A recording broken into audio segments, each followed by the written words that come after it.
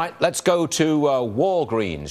Check their share price, please. They're speeding up their purchase of a British pharmacy chain. It's Boots. That's the name of it. They're on every street corner in Britain. This is all about moving Walgreens headquarters out of America, moving their headquarters to Britain for tax purposes. Now, Democrats want to make it more difficult for businesses to do that. Senator Carl Levin introducing a bill today to make it harder for companies to leave. Going the other way is Republican Senator Orrin Hatch. He says, look, don't make things more difficult to leave, make it more attractive to stay.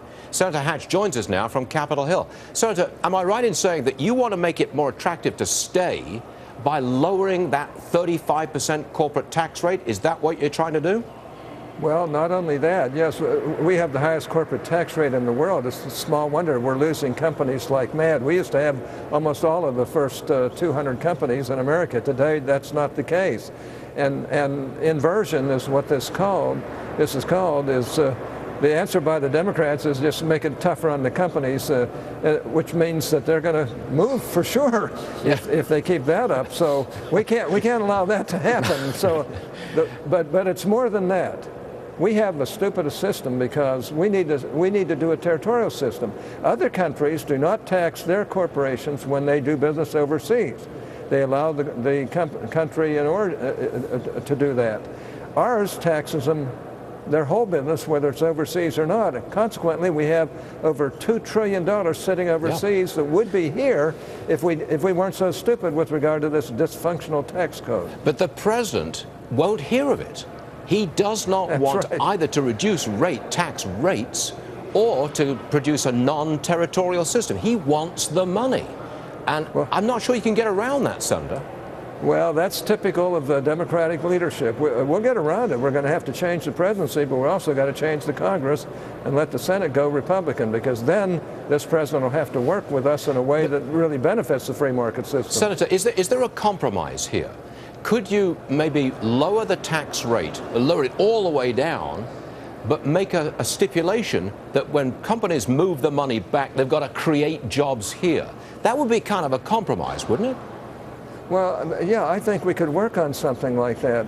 Look, we know that one reason why Pfizer is so interested in AstraZeneca, a British corporation, is because their tax is, I believe, somewhere around 15%. Ours is 35%. Doesn't take any brains to realize that might make a good deal, even though Pfizer will keep their corporate headquarters in New York City. But still, they're looking for ways of maximizing their returns and, of course, helping their taxpayers. As you said, Senator, we've got $2 trillion in American corporate profits lodged overseas. If we brought a chunk of that money back to America, clearly it would rejuvenate the American economy. That's a huge boost. How long do you think, realistically, how long do you think we'll have to wait before we can get that money back over here?